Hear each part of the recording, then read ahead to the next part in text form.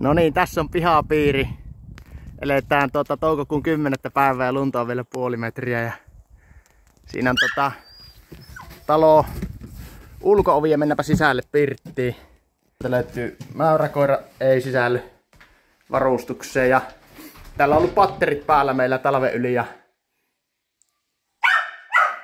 haju on täällä semmonen, siis ei haise pahalle niinku millään tavalla, että täällähän on asuttu vielä, muistaakseni viime lokakuussa lähdettiin ja tosiaan sähköpatterit on ollut talven päällä täällä, niin ilma pysynyt kuivana ja laitoin tossa kokeeksi nyt veden juoksemaan, niin kuuluu lorinaa tuolta viemäreihin, siis lasketaan vähän vettä, että ei rupea haisemaan. Ja tässä on tosiaan kamaaria, täällä on tämmönen soppi, vaatekomerot ja vessa. Siinä on pesukonepaikka ja vessan pönttö ja tommonen mikäpä liekkä, vedenlämmittäjä siinä ja keittiö. Niin siinäkin on pesukonepaikka ja allaskaappi. Sinne nyt tulee vettä tuosta hanasta ja lasketaan tuokin puoli täyteen. Sielläkään ei näyttäisi olevan mitään sen kummallisempaa. Ja ikkunat on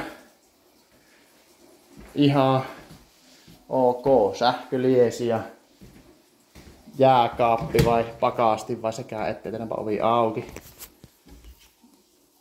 Ruokakomero ja siinä on näkymät pellolle. Siinä on talo ehkä isoin miinus. Lumiesti tullut niitten keväällä lumien mukana alas. Se tehnyt kattoon vekit, se pitää korjata. Ja siellä on tosiaan oma kaivo. Se on vielä kaiketi lumeen alle ja sähköthän meillä tänne tulee. Elikkä semmonen oli tämä kerros. Käydäänpä tsekkaamassa kellari. Eli kellarissakin meillä on ollut tosiaan patterit talvella ja tässä on tämä talo sydän.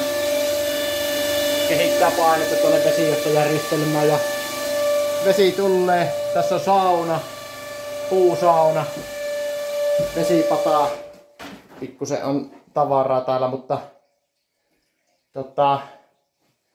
kaiken kaikkiaan niin ihan toimiva systeemi. Ja sitten täällä on tämmönen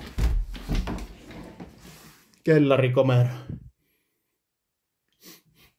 Täällä ehkä pikkusen kostee tuo ilma, mutta jätetään silti tuo ovi ehkä antaa raollaan, niin sielläkin ilma vähän kiertää. Tai pistetäänpä kiinni, niin ei tule sieltä kosteus huoneilma. Ja käydäänpä vielä nopeasti tsekkaamassa vintti. Eli portaat menee tässä tänne ja täällähän se sitten on. Tässä on yksi huone. Tästä päästään sitten tänne katsomaan tätä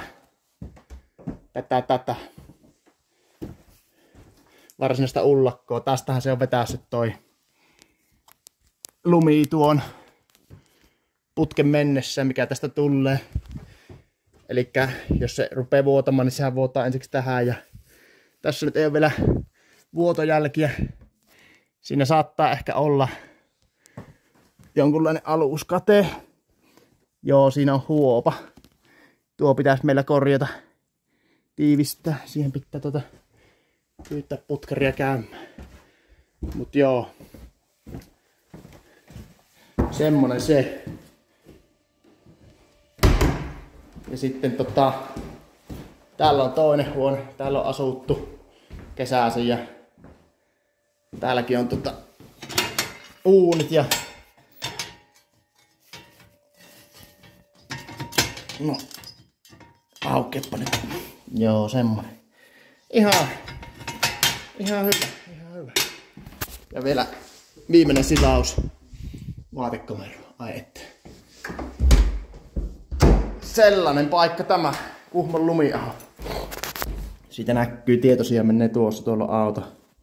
Ei päästy vielä ihan pihalle. Ja aivan hyvä. Aivan hyvä talo. Tuosta pääsee sitten vielä tuonne kattoa kahtelemaan. Tässä on vielä yksi. No niin, no tämä on tämä samanlainen puolikin tuolla toisella puolella. Kärpäsiähän täällä on jonkun verran niin kuin vanhoissa taloissa yleensäkin.